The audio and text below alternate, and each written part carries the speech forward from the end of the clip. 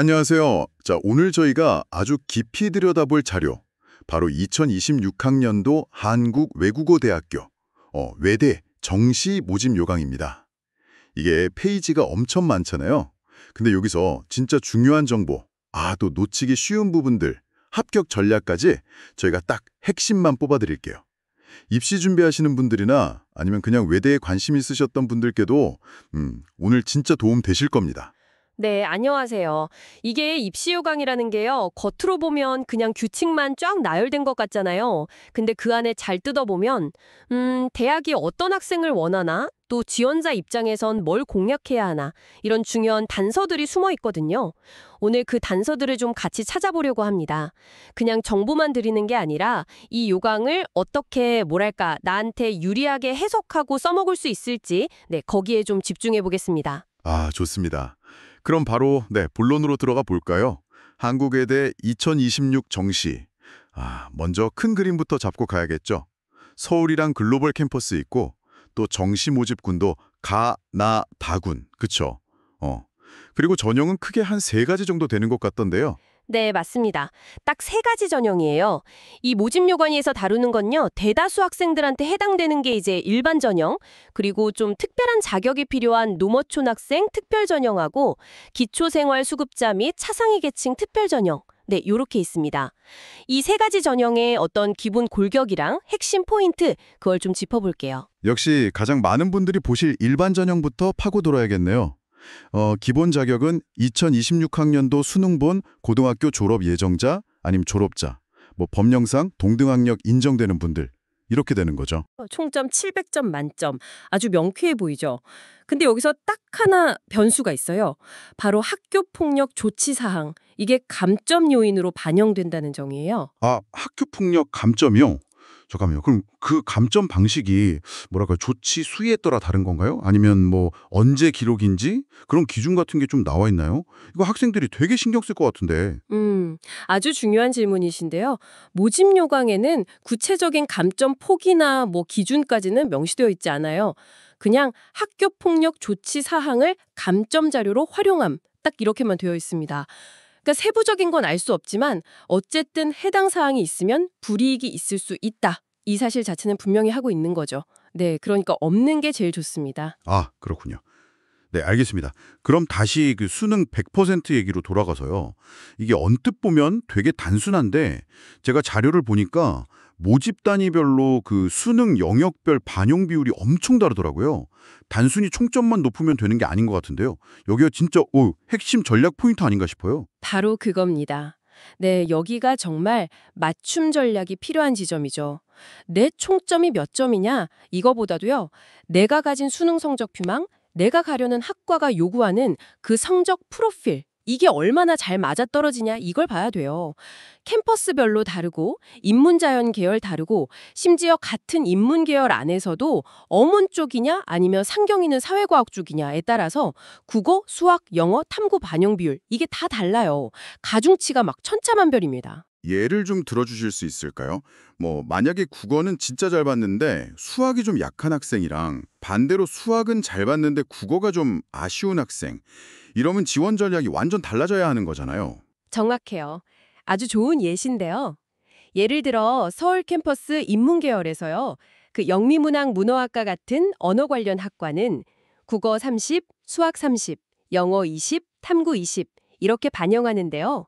바로 옆에 국제통상학과, 여기는 상경계열이잖아요. 국어 30, 수학 35, 영어 15, 탐구 20 이렇게 수학 비중이 더 높고 영어 비중은 낮아요.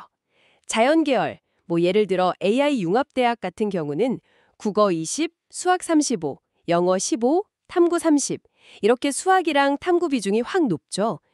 이게 그냥 비율만 다른 게 아니라 어쩌면 이 학과가 어떤 역량을 좀 더 중요하게 보는지 그런 걸 보여주는 신호일 수도 있어요. 인문인데 수학 비중이 높다. 그럼 그만큼 좀 분석적인 사고력 이런 걸 중시한다고 볼 수도 있겠죠. 와, 이건 진짜 중요하네요. 그럼 내 성적표 딱 펼쳐놓고 가고 싶은 학과들 반영 비율 일일이 대입해서 어디가 유리한지 따져봐야 한다는 거잖아요. 그럼 영어는요? 영어도 반영 비율이 다르던데 등급별 점수 차이 이것도 봐야겠죠? 네, 맞습니다. 영어는 절대평가니까 등급으로 나오는데 이걸 이제 대학 자체 기준으로 점수로 바꿔서 반영하거든요. 근데 여기서 진짜 중요한 게 영어를 20% 반영하는 학과랑 15% 반영하는 학과가 그 등급별 환산 점수표 자체가 달라요. 심지어 똑같이 15%를 반영해도 인문 계열하고 자연 계열하고 또 그 등급 간 점수 차이를 다르게 설정해놨어요. 예를 들면 자연 계열은 인문 계열보다 낮은 등급에서 점수가 깎이는 폭이 좀 더 적어요. 그러니까 내가 지원할 학과에 영어 반영 비율이 몇 %인지 그리고 그 비율에 맞는 등급별 환산 점수표가 어떻게 되는지 이거 반드시 확인해야 합니다. 진짜 1, 2점 차이로 붙고 떨어지고 하니까요. 이야, 영어 하나만 해도 이렇게 복잡한데. 한국사랑 탐구는요? 이건 또 어떻게 반영돼요? 한국사는 등급별로 가산점을 주는데요. 이것도 인문 계열은 3등급까지 만점, 자연 계열은 4등급까지 만점 이렇게 기준이 좀 달라요. 그리고 탐구 영역은 사탐이든 과탐이든 상관없이 본인이 본 이 과목의 100분위를 활용해서 대학이 자체적으로 만든 변환 표준 점수 이걸 씁니다. 이 변환 표준 점수라는 게 좀 어렵게 들릴 수 있는데 쉽게 말하면 선택 과목별로 난이도가 다르잖아요. 그 차이를 좀 보정해 주려는 점수다 이렇게 생각하시면 돼요. 뭐 선택했는지에 따라서 유불리가 생기는 걸 최소화하려는 거죠. 그리고 중요한 거 하나. 제2외국어 한문 점수를 탐구 과목 점수 대신 쓸 수는 없습니다. 이건 안 돼요. 복잡하네요, 진짜. 그래도 이 반용 비율하고 환산 점수를 제대로 파악하는 게 이게 합격의 첫걸음이겠네요. 그리고 모집단위 보니까 통합 모집이라는 것도 있고 자유전공학도 이런 것도 있던데 이건 뭔가요? 대학 통합 모집 이런 식으로 단과 대학 단위로 먼저 뽑는 거예요. 그리고 입학한 다음에 1학년 말이나 2학년 초에 그 단과대 안에 있는 세부 학과나 학부를 선택하는 방식이죠. 어떤 학과를 고를 수 있는지는 모집 요강 4페이지에 잘 나와 있습니다. 반면에 자유전공학부 서울글로벌은요. 입학할 때 아예 전공을 안 정하고 들어가서 1학년 동안 좀 탐색을 하다가 더 넓은 범위에서 전공을 선택할 수 있는 제도예요. 근데 여기서 조심할 게 모든 학과를 다 자유롭게 고를 수 있는 건 아니에요. 예를 들어서 서울캠 자유전공학부 학생은 사범대나 AI 융합대학 소속 학과 같은 일부 학과는 선택이 제한돼요. 이 제한되는 학과 목록도 모집 요강에 나와 있으니까 좀 유연하게 전공 선택하고 싶다면 이 부분도 꼭 확인해야 합니다. 아하, 그러니까 통합 모집이나 자유전공학부가 좀 유연성은 있지만 그 안에도 또 나름의 규칙이랑 제한이 있다 이 말씀이시군요. 알겠습니다. 자, 그럼 이제 특별 전형으로 넘어가 볼까요? 농어촌 학생이나 기초생활수급자, 차상위 계층 학생들을 위한 전형인데 이것도 일반 전형처럼 수능 100%의 학폭 감점, 이 방식은 똑같나요? 네, 기본적인 선발 방식의 틀, 그러니까 수능 100% 반영하고 학교폭력 조치사항 감점하는 거, 이건 동일해요. 근데 이 특별 전형들의 핵심은 뭐냐면 첫째는 지원 자격을 갖추는 것, 둘째는 선발 방식의 세부 기준을 정확히 이해하는 것, 이 두 가지예요. 자격 요건이 정말 까다롭고 내야 할 서류도 꽤 복잡합니다. 농어촌 전형 자격 조건 보니까 정말 만만치 않더라고요. 제가 본 게 맞는지 모르겠는데 크게 두 가지 유형, 6년짜리랑 12년짜리가 있고 학생 본인뿐만 아니라 부모님 거주 요건, 6년 유형까지 만족해야 되고 그 기간 동안 정말 하루도 빠짐없이 특정 지역에 살면서 학교를 다녀야 한다고요. 유형 2, 그러니까 초중고 12년 과정은 학생만 충족하면 되는데 두 유형 모두 그 재학 기간하고 거주 기간이 완전히 일치해야 하고 중간에 끊김이 없어야 해요. 연속적이어야 합니다. 이 조건이 상당히 엄격해서 서류 준비도 정말 철저해야 돼요. 뭐 농어촌 학생 지원 자격 확인서, 이거 고등학교장 직인 꼭 받아야 하고요. 가족관계 증명서, 본인하고 부모님, 유형 1 해당, 주소 변동 내역이 전부 다 나오는 주민등록표 초본, 초등학교, 중학교, 학교생활 기록부 사본까지. 제출 서류 목록만 봐도 복잡하죠. 특히 졸업 예정자는 원서 접수할 때만 자격이 되면 되는 게 아니라 최종 등록하고 나서 고등학교 졸업할 때까지 이 자격을 계속 유지해야 한다는 점도 아주 중요합니다. 와, 정말 서류 하나하나 꼼꼼하게 챙겨야겠네요. 그럼 기초 차상위 전형은요? 이것도 자격증명 서류가 핵심이겠죠? 그렇습니다. 이 전형은 원서 접수 마감일을 기준으로 해서요. 기초생활보장법상 수급자나 수급권자, 아니면 차상위 복지급여, 자활, 장애수당, 본인 부담 경감을 받는 분, 또는 한부모 가족 지원법상 지원 대상자여야 해요. 각 자격에 맞는 공식 증명서, 예를 들면 수급자 증명서, 차상위 확인서, 한부모 가족 증명서 같은 거요. 이걸 반드시 내야 하고요. 중요한 건 이 서류들이 원서 접수 마감일 이후에 발급된 것이어야 한다는 점입니다. 발급 기준일 놓치면 안 됩니다. 그리고 이 두 가지 특별 전형 모두 정원 외 선발인데요. 여기서 진짜 중요한 선발 방식의 특징이 하나 있어요. 그냥 전체 지원자 중에서 총점 높은 순서대로 쭉 뽑는 게 아니에요. 일단 캠퍼스별 그리고 계열별 인문 자연으로 총점 순위를 매겨서 전체 모집 인원 안에서 선발 후보자를 정해요. 그런데 동시에 각 모집 단위, 그러니까 학과별로 뽑을 수 있는 최대 인원 상한선이 정해져 있다는 겁니다. 농어촌 전형은 그 학과 입학 정원의 10% 이내, 기초 차상위 전형은 20% 이내. 이게 무슨 말이냐면요. 내 총점이 전체 선발 인원 순위 안에 들어도 내가 지원한 학과의 그 상한 인원이 이미 나보다 점수 높은 다른 지원자들로 다 차버렸으면 불합격될 수도 있다는 뜻이에요. 와, 그건 진짜 예상 못한 변수가 될 수 있겠는데요. 단순히 내 점수만 볼 게 아니라 내가 가려는 학과의 경쟁 상황이랑 이 상한선까지 같이 고려해야 되는 거네요. 어휴, 특별 전형 지원자들은 이 부분 정말 꼭 기억해야겠어요. 자, 그럼 이제 진짜 실질적인 부분으로 넘어가 보죠. 그래서 뭘 언제까지 어떻게 해야 되냐 이거요.